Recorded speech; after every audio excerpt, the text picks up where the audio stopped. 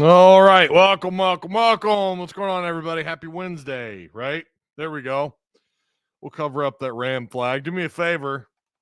Once again, make sure you guys like, share, and what's in this cup?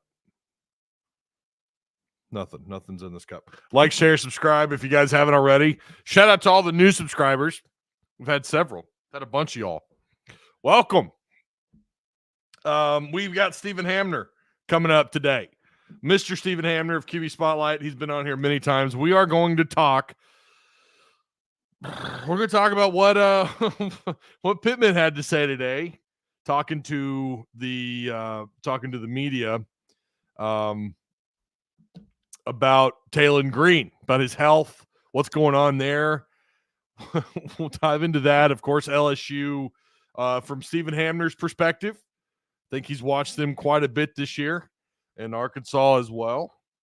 And yeah, we're going to knock all that stuff out. We're going to talk about it all. This is a call-in show, by the way. This is a call-in show. So if you have any questions or comments for myself or Stephen Hamner, if you want to know a little something, all you're going to do is you're going to click the call-in link that I'm going to leave for you in the in chat. Okay. All right. Shout out to Direct Service Overhead, the Garage Door Company. Same day services, quality parts, affordable outcomes, better than best results. Give them a call today at 501-244-3667. They do it all. Affordable outcomes, better than best results, hundreds of 5-star reviews. Again, call that number or click the link down below. We've got kind of a loaded week. We have, of course, Stephen Hamner coming on here shortly. We're going to have we can't get on the same schedule with Courtney Mims this week. She's got a lot going on. She just bought a home. She's newly engaged. She's got work stuff going on. So we're going to try and get her on next week. Tomorrow, I'm going to have Arkansas Edge on. Official Arkansas Edge, and they're going to talk a little NIL, and we're going to get some updates from them. I'm really excited about that interview as well. But, that will be going down at 10 a.m., so right now, the plan is for that to be a live interview. It may not be. Plans may change. So, again, just make sure you hit the notification bell and make sure you're subscribed, okay? All right. Yo, what's up? Heartbroken Hog says, what's up, my hogs? What's going on, man?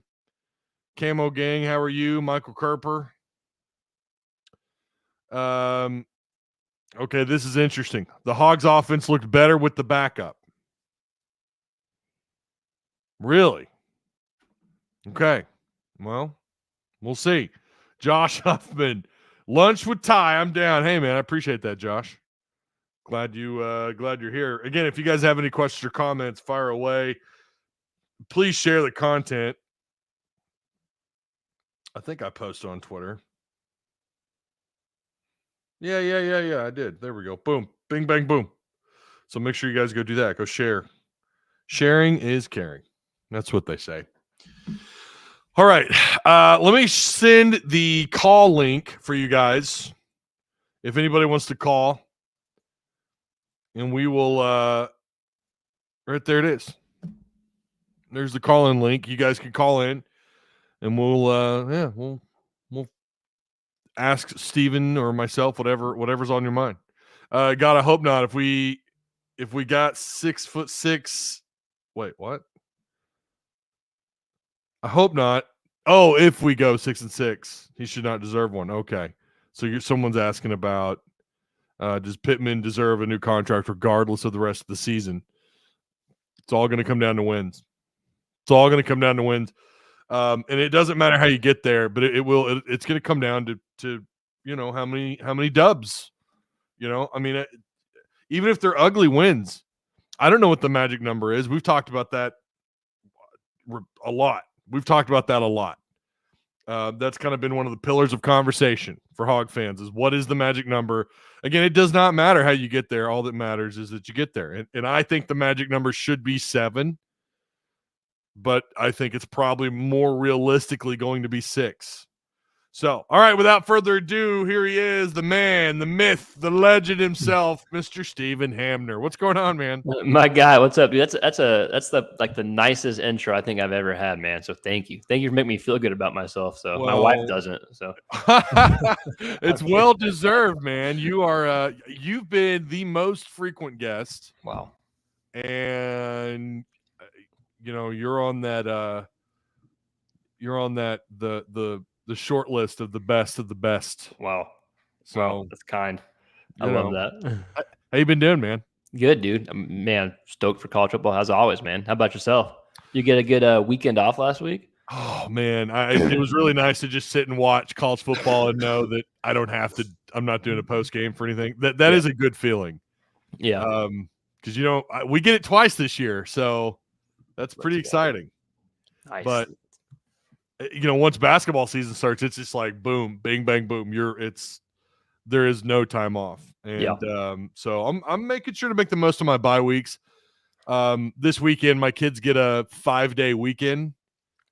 I don't know how their school managed to do that, but they've got a 5-day weekend. So of course I'm going to have the Razorback game on Saturday, but I think on Friday we're going to hang out, me and the girls, and then Monday, Tuesday, Wednesday we're going to try and do some stuff. Of course, I've still got to work, but you got to make the most of what time you're given, right? Yeah, got to, dude. I love that. Good stuff. What I was looking at these listed games this weekend before we get into the Arkansas stuff, and I know Sam Pittman spoke today, and we'll get into that here in a little bit. But I was looking at some of these games this weekend. Is there anything other than LSU and Arkansas? Because that is a big game. If you want my opinion, I think that ought to be one of the top games of the weekend. What other game is kind of sticking out for you, or games, plural, more than one? What other games are you looking at? So obviously Texas, Georgia, living here in Austin, it's a huge weekend for Austin. We got Georgia coming to town. We have Formula One, like the F1 race cars, which I know nothing about, but it's a huge deal.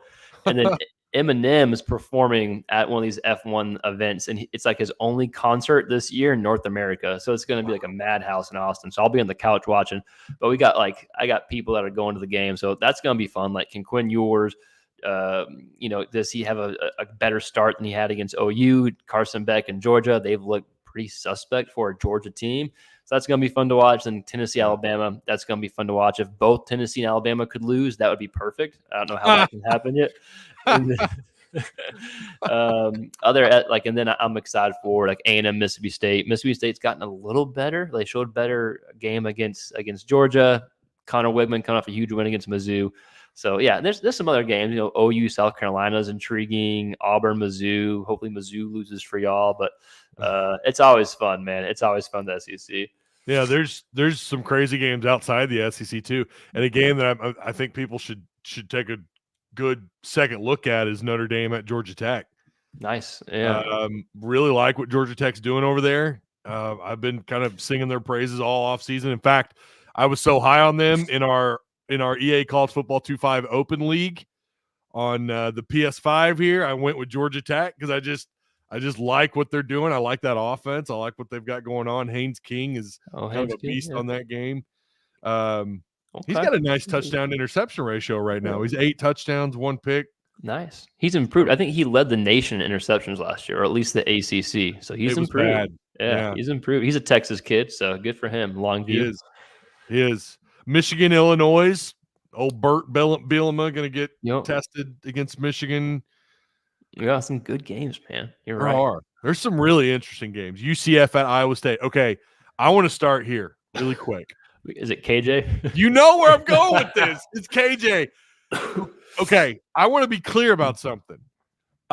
People love to tag me in Discord like, aha, Ty, I seem to remember you, or us telling you that he's a bad quarterback or whatever, and you saying that he's a great quarterback. I have only ever said that he is a good quarterback in that spread ISO offense, aka fear and shoot. That's what he's tailor-made for. And I do believe that Kendall Briles just pushed the right buttons.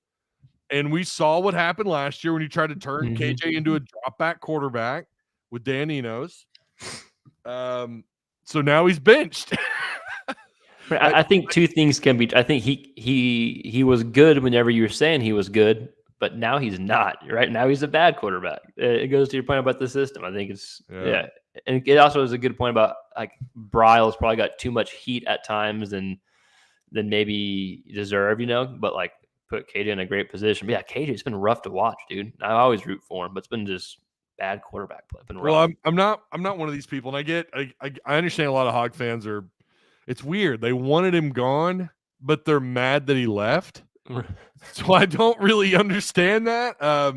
I'm rooting for him because he played here, and sure, there's the whole thing about the NIL and him buying a fancy car and all that. And I'm sitting here saying like, yeah, okay, tell me if you weren't given that kind of NIL money, you wouldn't have done something similar. Like we were all dumb in 21 once before. I mean, we're gonna make mistakes. Right, and he's not going to be an NFL guy, so like get your bread when you can, Exactly, dude. I mean, I don't care. Like I don't mind when these kids are wearing their bling. I don't care. I don't know why that bothers people. I've never understood that. Right. Yeah. I can understand, and I think for KJ's sake, he was looking sharper. He's buying the fancy car, and then his play on the field wasn't reflecting like he earned those things. Never mind the fact that the two previous seasons he was an absolute baller for Arkansas. But right. I they're 1-2 in Big 12. UCF is 3-3, and they're on the road to Iowa State. I think Iowa State probably it's going to be a messy game for UCF. Yeah. So no, I'm with you, man. Yeah, I agree with everything. One of our friends says it the best. Like he just kind of looks like he doesn't care, but which I don't. I think he does care. I think it's his personality, but it doesn't help things whenever you aren't playing well and you kind of just body language, I guess. Yeah, we have an imposter in chat. Someone who's posing as me. I'm not a Longhorns fan. Don't worry. I'm only a Longhorns fan if my money is on them to win that weekend. So loyal to your dollar bill, eh? That's right. That's right. Hey, nothing wrong with that. All right. Well, I'm about to sneeze. Hang on. Oh man, it's like coming on. It's going away. You're good. Oh my gosh. Bro, it's that time of year. Yeah, I've been coughing up a storm, so I apologize ahead of time if I'm like coughing and gargling. So we just got hit with like a cold front. It got down to 38 or 35 degrees last night. That's the coldest it's been at any point this year.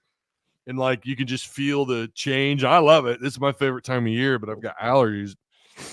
I've noticed the last this morning kind of hitting me good. All right. Again, make sure you guys like, share, subscribe. This is, of course, the one, the only Stephen Hamner of QB Spotlight. All right, man. Let's get into it. This is what Sam Pittman had to say about Taylen Green. He said, I had the full quote here. Let me find it. Last weekend, Taylen practiced, Pittman said on Monday. First was a walkthrough, which he would be practicing whether he was healthy or not, but he's practiced each day. We're a little hopeful that he'll be ready to go. So I feel like he will, but we'll have to wait and see a little bit more, probably know a little bit more about Tuesday or Wednesday. We're hopeful that he's ready to play. So then we have an update as he talked with the SEC coaches teleconference, which he does every Wednesday. He says, I have been encouraged about how he's practiced. He's still not full speed yet, which, I mean, Stephen, I don't know. I mean, you're not far away from game day, and you're talking about him not being full speed. We certainly think there's a possibility that he can get there. We'll have to wait and see there. Obviously, we have 2 more practices and a walk, but I have been encouraged about his progression this week. So with Pittman, that could mean any damn thing. Yeah. So you and I are going to continue forward just for the sake of argument, just for this live.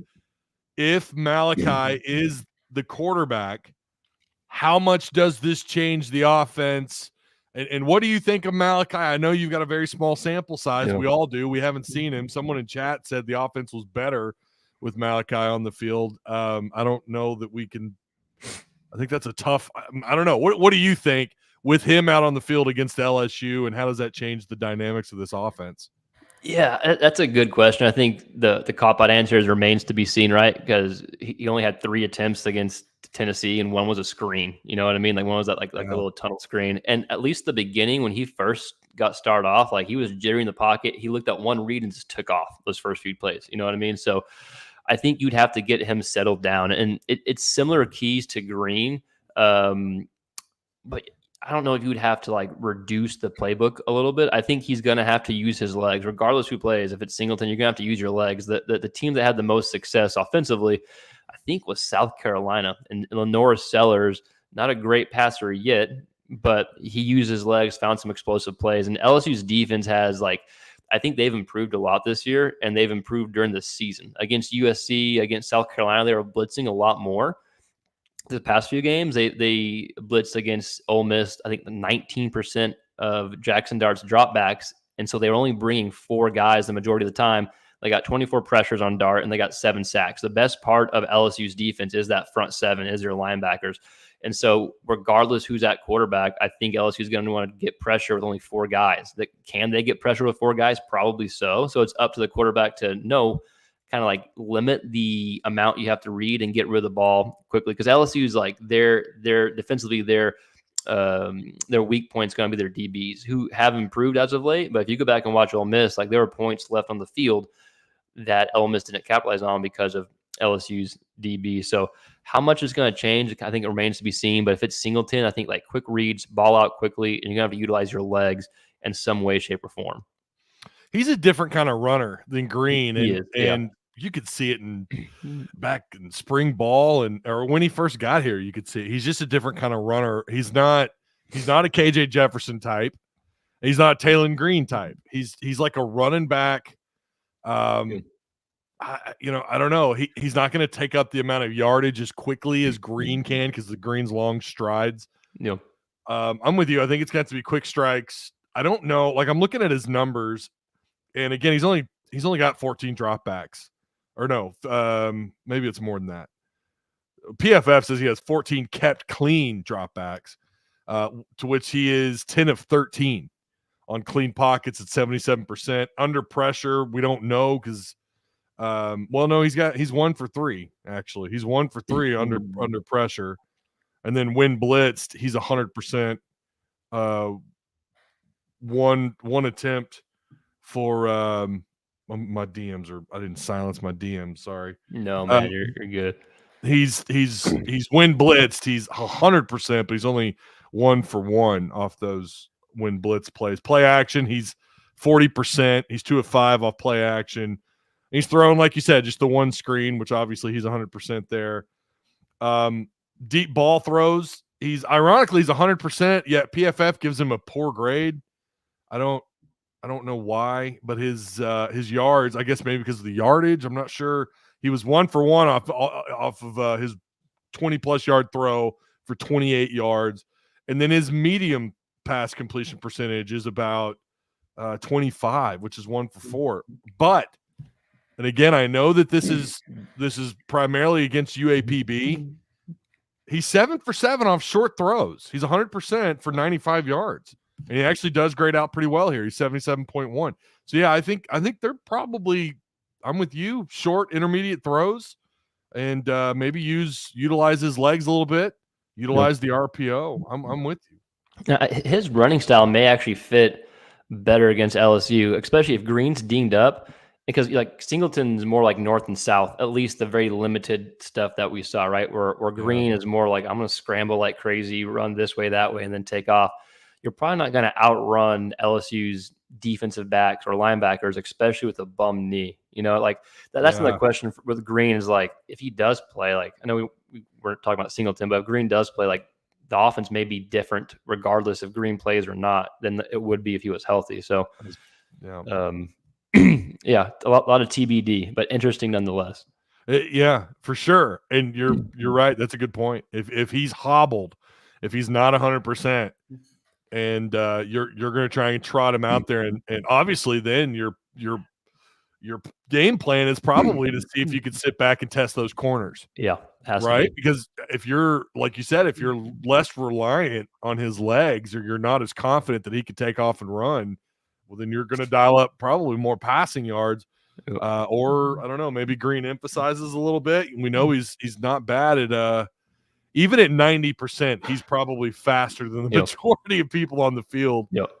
But yeah, you're right. If this is if they're a little bit further behind than expected, they're either going to not play him or they're going to limit what Green does typically on offense.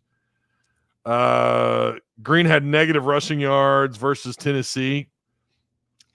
He did, but it's primarily because they set him back in the pocket and they let him throw the ball.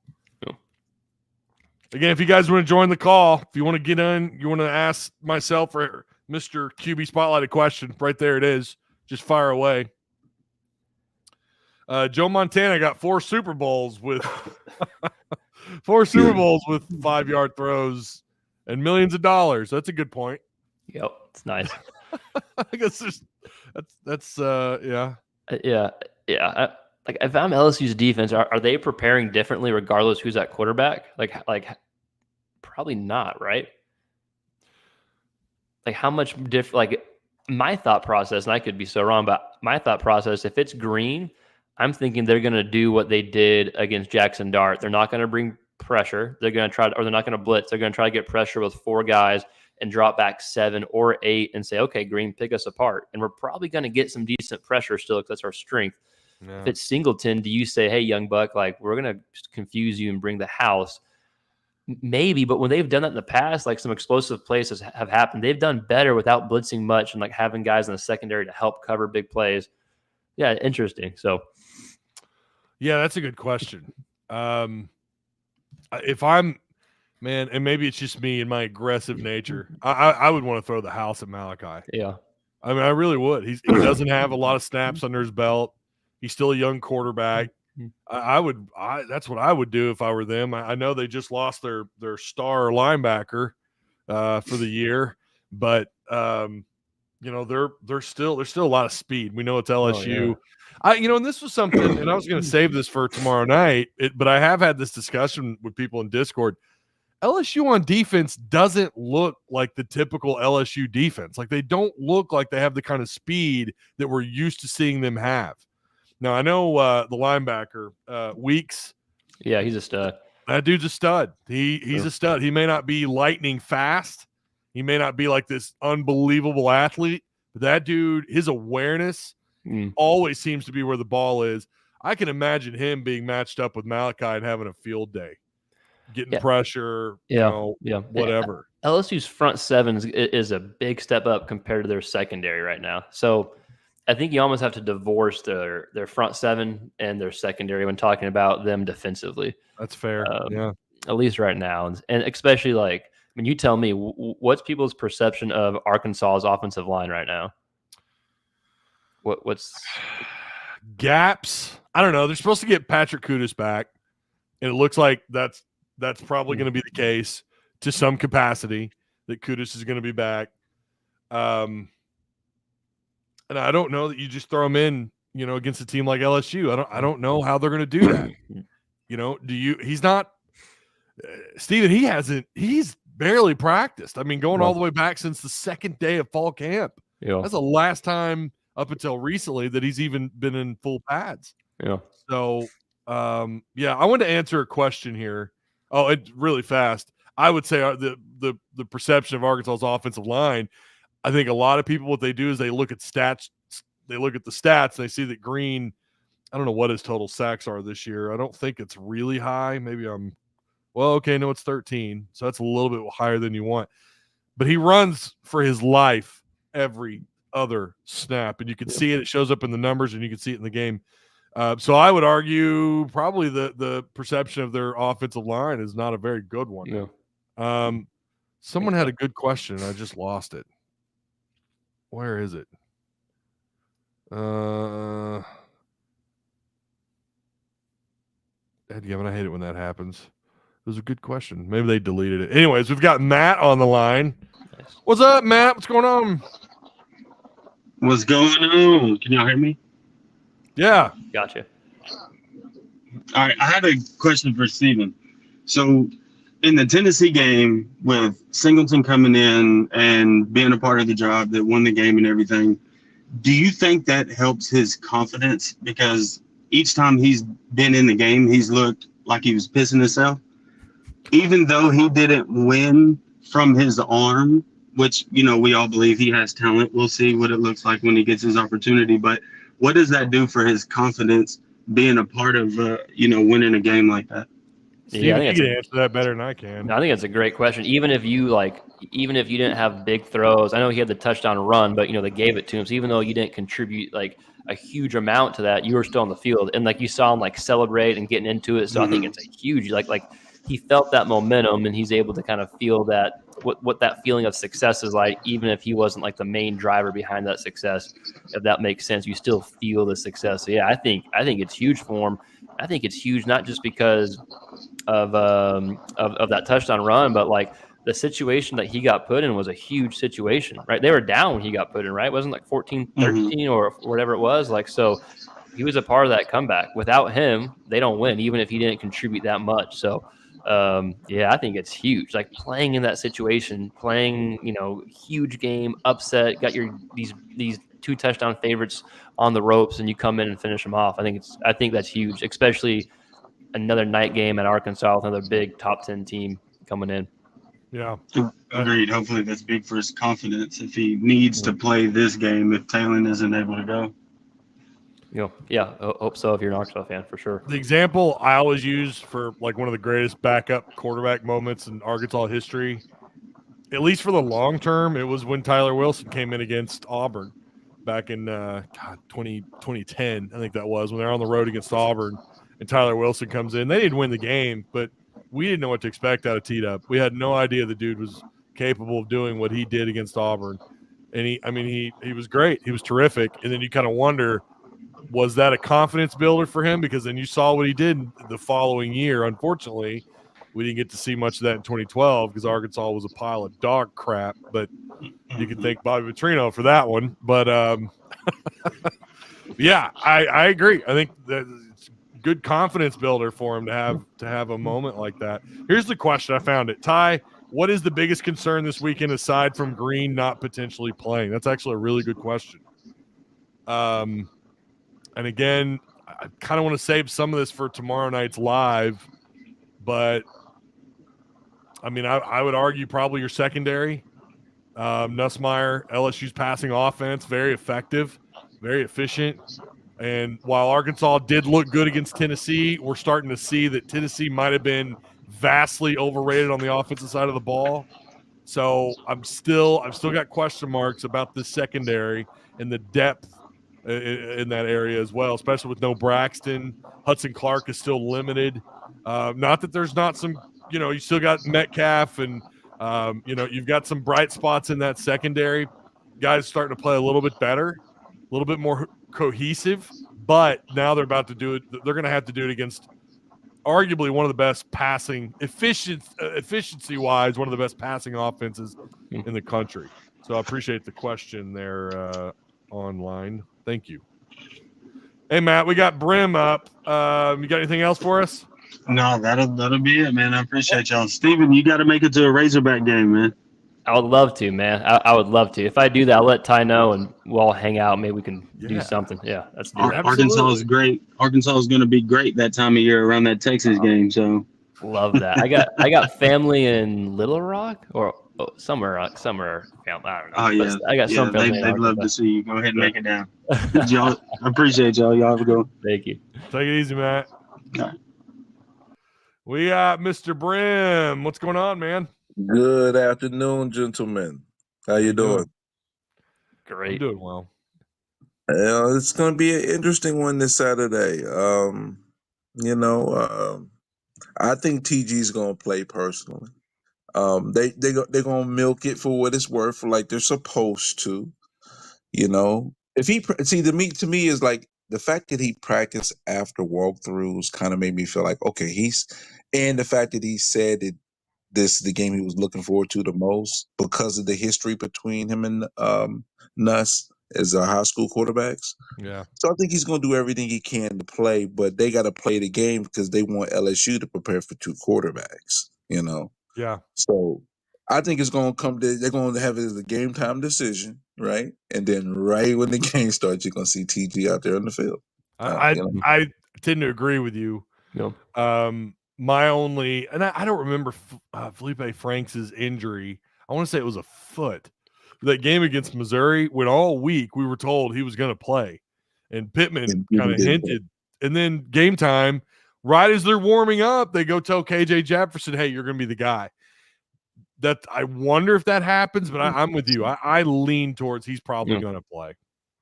Now, regardless if he's playing or if Singleton's playing, one of the things offensively I see for the Hogs is that the moment that LSU goes, you see those too deep, they go too deep, the middle of the field is open. This should be a Tesla. Tesla and Haas should have at least 4 catches each this game, in all honesty. The middle of the field is going to be where Arkansas needs to do their work, moving from 20 to 20, in my opinion. Now, when we flip the other side of the coin in regards to Nuss, they're going to try to establish the run because they don't want to be one-dimensional against us. I mean, yes, they can throw the football, right? But they don't want to have it where they can't run the football at all.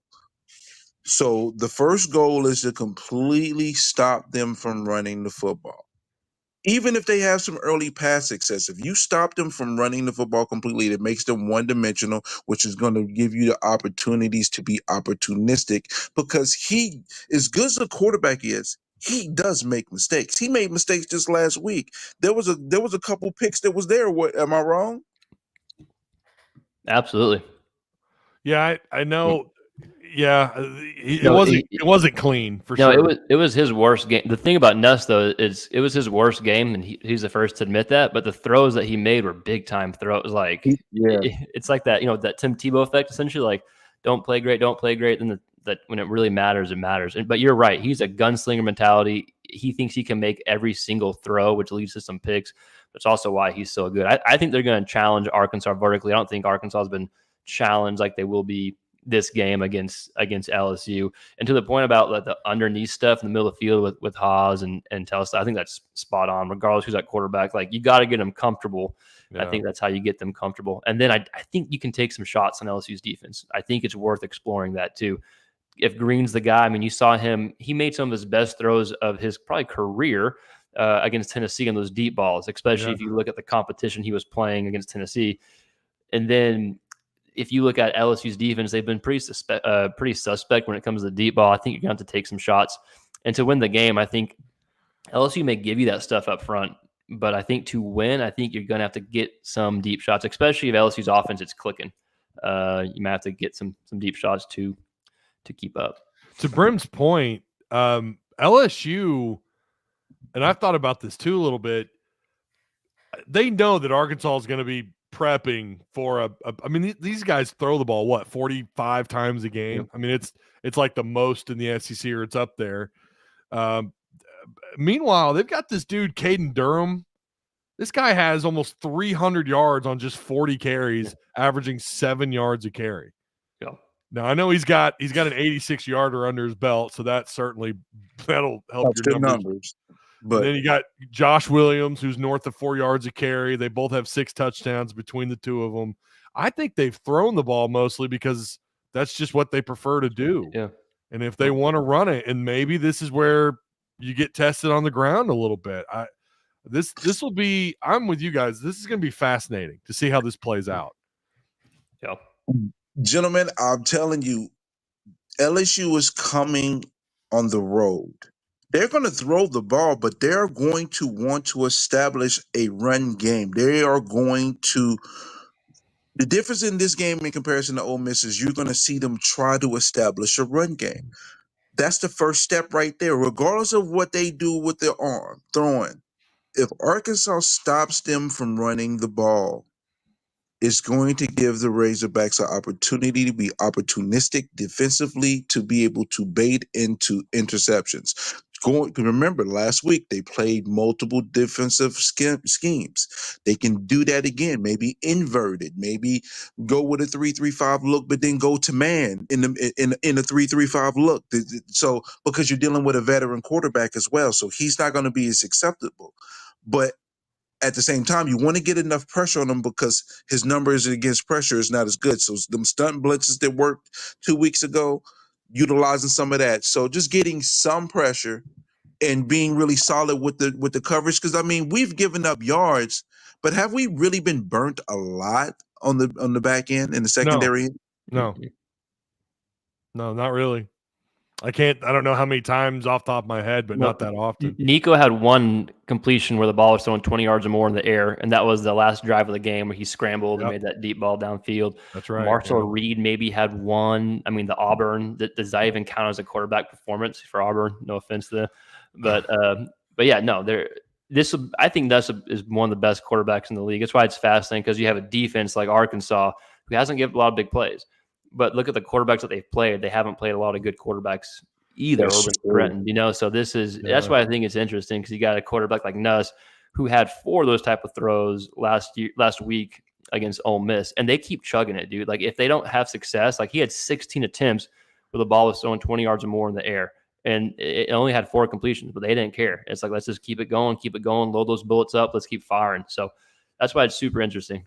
Yeah, a lot of good points, man. Taylen Green only had 6 of those throws, and he completed 4. And out of the 2 that he didn't complete were both drops. Exactly so right. Execute better with the deep ball and don't have turnovers. I see a path to a win, because I just think it being at home makes a difference. It's going to mean something. Agreed. Yeah. Well, I mean, and I hate to say this, and the Hog fans are going to like to hear it, but I do feel like you probably play the way you did against Tennessee at Tennessee. You probably don't win that game. Let's be real, 100,000 plus in that stadium. I mean, being at home is worth, especially in Fayetteville, man. I know Little Rock gets a lot of love for being how loud it is, because it's more like, it's almost like a bowl sitting on top of the field. But Fayetteville, oh my God, I've been to both stadiums when they're both rocking. Both times Arkansas was ranked, a lot of hype, and Fayetteville to me gets the edge, because you've got more people there, and the electricity is unreal. So it spots you, maybe not just 7 points, maybe it spots you about 10 points. So that's going to be a big factor against LSU. Speaking of Nussmeier, though, really quick, did you see how many shots he's taken downfield this year, Stephen? I don't have the exact number, but it's a lot. Probably leads the country. It's insane. 44 attempts of 20-plus yards or more. That's a lot. What's his completion percentage? Almost 39% with 5 touchdowns, 2 picks, 0 drops. Not bad. 0 drops. Not bad. Yeah. And PFF grades him out at 80.2 off those deep throws, which is a pretty good number on the deep throws. Green is actually higher on the rating. Medium throws, which are the 10 to 19 throws, he's got 3 picks, 4 touchdowns, and he's completing about 55% of those for 599 yards. And then something else that you guys brought up was his under pressure. Yeah, his clean pocket percentage is 71%. So he's completing 71% of those throws. Under pressure, though, that number drops to 40.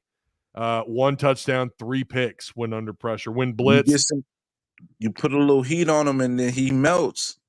If you're successful, to get a little heat. The problem is he's only under pressure about 22% of the time. He's only been sacked twice.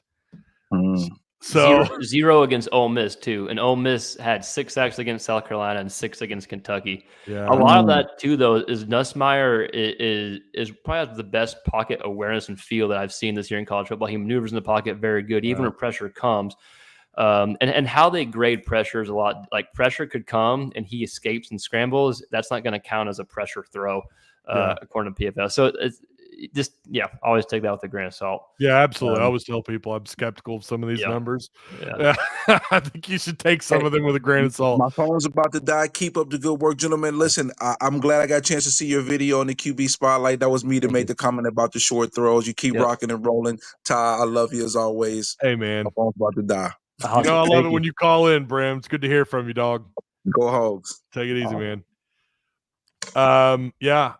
There's a lot here when you look at LSU, especially on offense. This is gonna be a tough matchup for the defense. Yep. And I do think, and I'm with Brim. I think they will probably try to run the ball and try to establish the run. If they do that, Arkansas's in big trouble. You're right. He made some great points. Like if they get the run game going, it's going to be hard. Like, what are you going to play to stop these receivers if they get the run game going? Now you got to bring people up, and but that's why you play the game. So, Jeremy Gray says, Ty, this game is huge for this program. A LSU and road win at MSU will make most believe that we have turned the corner, regardless of what happens against Texas or Ole Miss.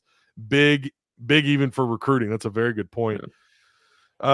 Mississippi State won't get you the brownie points because they're atrocious this year. They are starting to play a little bit better, but they're pretty bad. But they kind of, they hung in there with Texas. And I don't know, with Georgia, they only lost by 10. Like, yeah, and with Georgia, so I don't know, but unfortunately, because of their record, it won't get you many brownie points. But I get what he's saying though. Two more conference wins would be huge. Huge, yep. But when is it ever that easy for Arkansas? When is it ever that easy? Like, there's always some bullshit that comes along, Again, LSU will be Saturday, 6 p.m., and then Mississippi State will be 11:45 a.m. on the SEC network. So you go from a p.m. Saturday game to a just before noon kickoff game. Yeah. Again, if you guys, we got someone. We've got Taylor. Hey, what's going on, man? Hey, what's up, guys? You probably know me as Prue. Taylor's my real name. Not that I'm famous or anything. But anyway, what's going on, Hamner? Hey, Hamner, it's race weekend. Nice. Yep. Yeah. So I'm wearing my hat. My driver's having like the worst year ever. But I wanted to get your opinion or your thoughts on with whether Taylen does play. The fact that he's coming out, I won't say shaken up, but coming off an injury. Yeah. If Malachi comes in or if Malachi starts, doesn't matter. Do you see Bobby Petrino opening up the playbook to incorporate Jaquindon on trick plays, drop back passing, or what is it? I don't know my terms right now. I'm in the middle of a work day. But do you see them utilizing Jaquindon Jackson with his old quarterback habits to be utilized in trick plays? That's a great point. I think I could see that regardless who's at quarterback, right? Like, especially to get something going against LSU's defense. Like, and to that point, like, I think if Arkansas can start hot, I think that's huge. And they've started hot, in previous games, and LSU has started slow. Like against South Carolina, LSU was down 17-0. Against Ole Miss, they were down 10-0. So if Arkansas can maybe utilize like a trick play, like you mentioned with Jackson, and get out early, and you kind of lean on your home field environment, like 10, 14 points and getting out early could be a pretty big advantage for Arkansas. And LSU has started slow in the past. But, yeah, I think it's a great point. What do you think, Ty? He was a four-star, more or less an athlete, but a quarterback at a high school. And his comparison, if I remember, was to Dak Prescott coming out of high school. Jaquindon he's an athlete. He can throw the ball. I'd like to see something like that. Get a little creative with it. Someone brought up Wildcat in live chat. Maybe they do. I don't know. I mean, you never know with Bobby. I don't know that I don't think they ever did anything like that his first time around where he kind of moved. Maybe I'm forgetting someone. We know Brett Bielema had some tricks up his sleeve when he was here. Getting the offensive linemen involved in the passing game, stuff like that. It'd be nice to see because I think Jaquindon, he's an athlete, man. Yep. Don't call him a power back, by the way. Just ask Mason Choate about that. Don't you dare call him a power back. He's an athlete. He's an all-purpose back, and he can do it all. Yep. So, yeah, it's going to be fascinating too. Speaking of Jaquindon, how they utilize the rotation of backs, especially with Hill, who's going to be out. So you're going to have DeBinion, who's back in. You're going to have Jaquindon and, of course, Braylon Russell. So there's There's always something to look at every single matchup. Like, man, I wonder what they do here. I wonder what they do there. And quarterback, obviously, which is the name of the game for this show, what we're talking about. But then for me, it's also like, I wonder how they utilize the backs this weekend, because Pittman talked about how Russell has earned more carries. So, and with Dubinion back, how does that look and how does that play out? But yeah, I kind of hope that we see something with Jaquindon throwing the ball. I don't know. I don't know. And I'll tell you this much. We didn't see anything like that at practice when they did allow us in. Of course, they're not going to show us that anyways, but for anyone that's going to ask, no, I did not. We didn't see anything. We didn't see any trick plays. I was going to read. Hey, guys, thank you. Guys, hey, thanks for calling, man. Yeah, I'm going to enjoy this on my lunch break. I'll talk to you soon. All right, man. Awesome. Take it easy. There's the link if anyone else wants to call in. We've had some great calls, great questions. Great question. You got such a good high football IQ fans that watch your stuff, Ty. I appreciate that. Yeah, man. Good question. They know their stuff. Like, yeah, we stuff. Cultivate the highest football minds here in Tusk Talk. Some of them might be delinquents, but some of them might have warrants out for their arrest and might be infamous in certain counties in Arkansas, but they're great people. That's okay. Everyone's welcome here, right? Yeah. That's right. We welcome everybody here. Yep. Let's see. We will shut down this from Heartbroken Hog. We will shut down the LSU run game. I'm only concerned about them taking the top off over and over. My only pushback, because I think that's a good concern, but is any offensive line better than LSU's offensive line in the country? I don't think so. Yeah. I mean, yeah. They've shown they can run the ball when they want to. Yeah. And don't look at their rank. Their rank is very don't look at that. I know their rushing offense is I don't know. It's not high. I know that. It's pretty bad. But when they want to run the ball, right, they can. They can absolutely run it. I feel like we're up camo gang. Mr. Pessimistic himself. Feel like we're gearing up for a major letdown. I don't know about that. I don't know. I think you could say it's a letdown from LSU is coming off the top of the world right now. Beating Ole Miss at Death Valley. You saw the clips after the game. That environment, in overtime you win. You an underdog at home. Now you're going up against in their minds. Hey, we got Arkansas. Then who do we have next?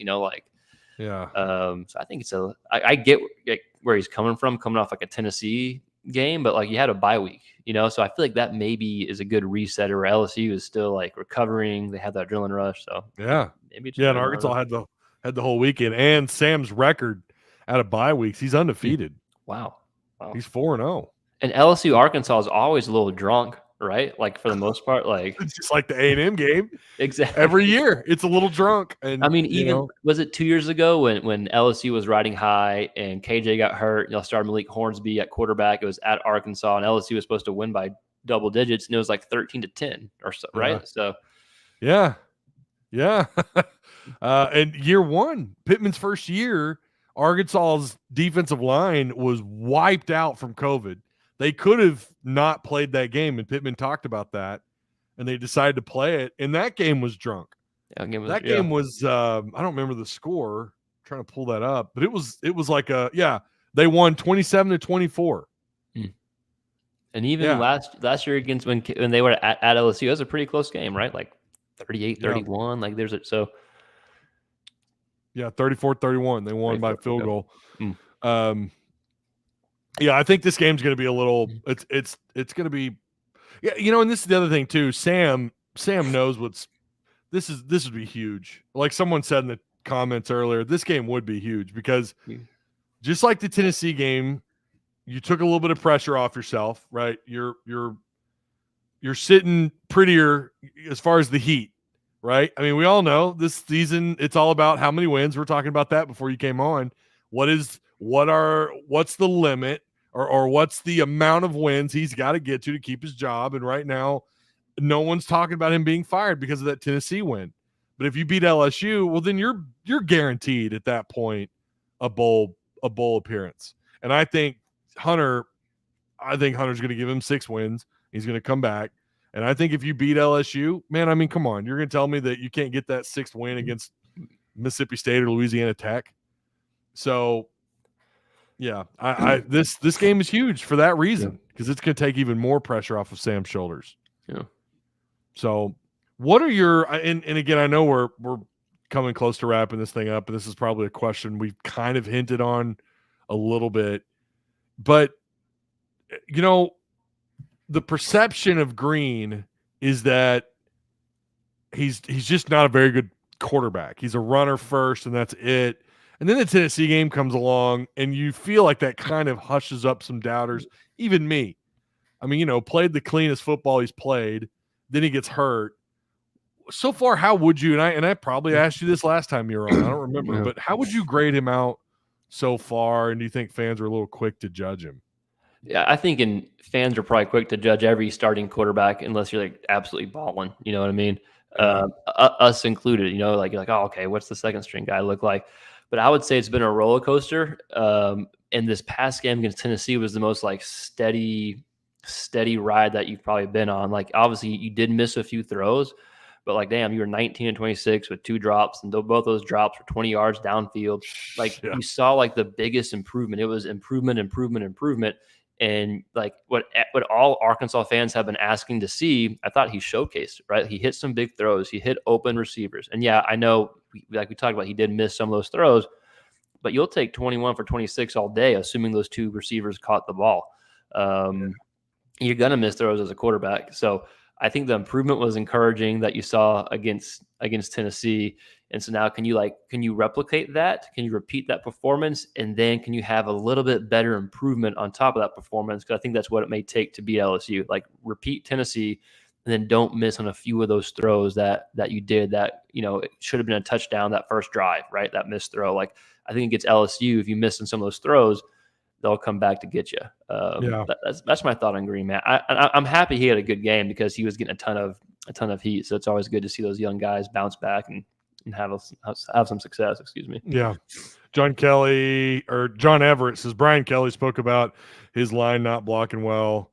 Well, okay, sure, but they're not elite run blocking, but that is probably, and I'm with Stephen, this is probably the best just overall blocking offensive line, at least in the SEC. They're not going to be perfect every game.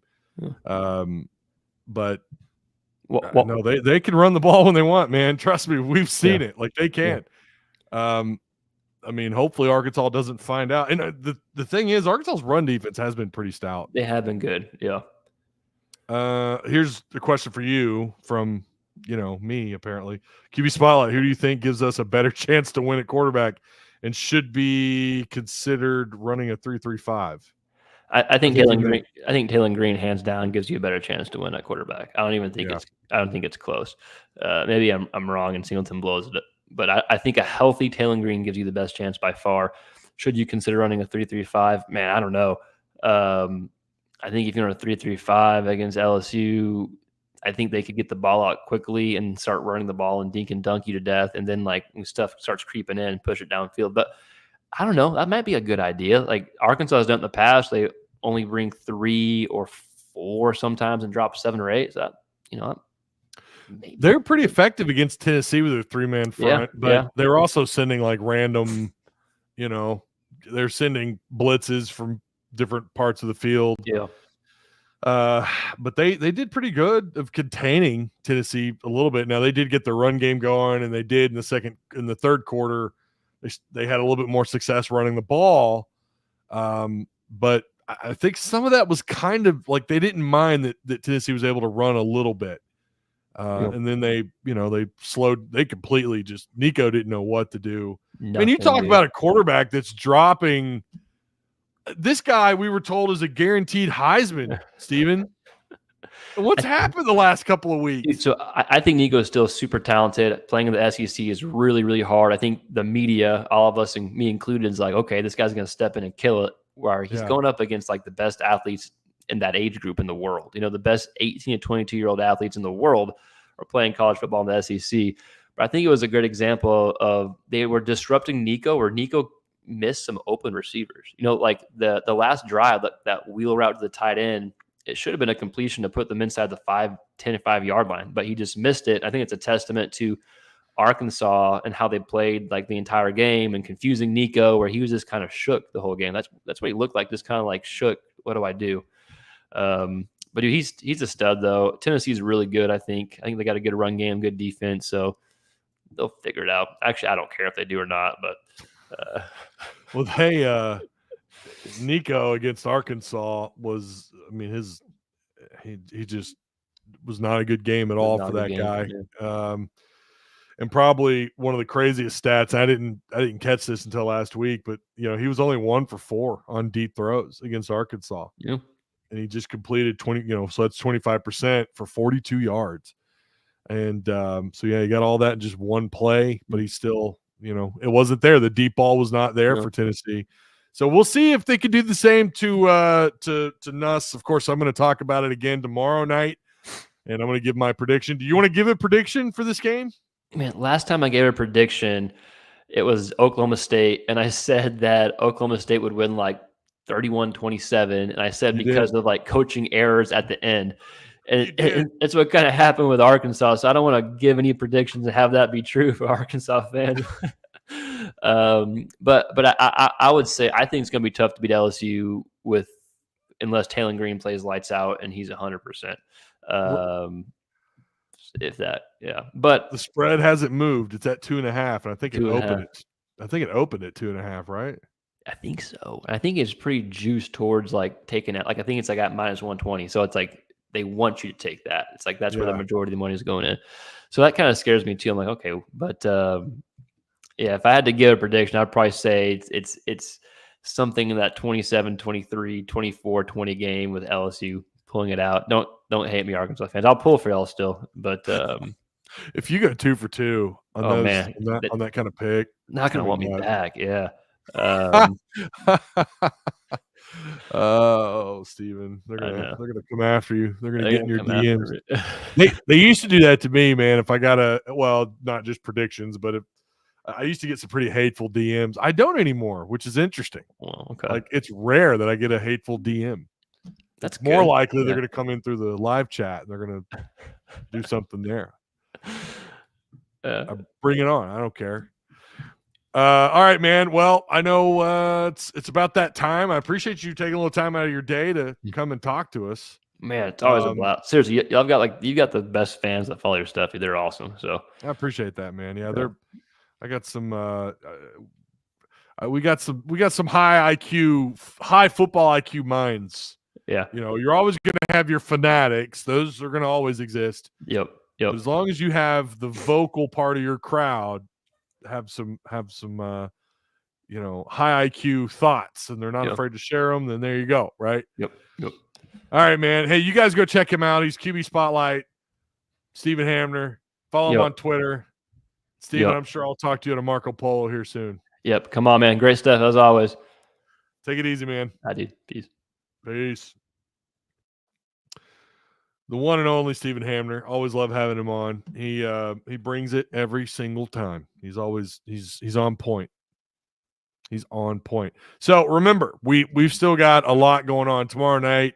Well, tomorrow, Arkansas Edge. I don't know if that's live or not. I think it's going to be live. Just make sure you hit the notification bell. Make sure you're subscribed to the channel. And we'll talk with Arkansas Edge. So I'm really excited about that. That's the official – that's Arkansas Edge. It's the NIL collective. So, again, excited about that. And then tomorrow night we're going to do our breakdown, further breakdown of LSU, and then my official prediction along with whatever else there is to talk about. So, yeah, I appreciate you guys that called in. Shout out to Tusk Talk with Ty Patreon supporters. Don't forget we got new cards, legendary status. I'll show them off one more time, but here's what's coming at you. Legendary status, folks, right there. How about that? Mason Jones, autographed. Kobe Hamilton, one of the greats in the Bobby Petrino system, autographed. And then Patrick Beverly, autographed. So apparently we have done a Mason Jones. For some reason I do not remember that, but well, I've given away a lot of cards. So if you want to have a shot at one of those cards, consider joining Legendary Status on Tusk Talk with Ty Patreon. All right, that's gonna be it. I'll be back tomorrow. Got a lot of stuff. We're gonna knock it all out. We'll be done by Thursday night, and then then it'll be game time on Saturday. Excited for it. So I will see you guys tomorrow. Be good.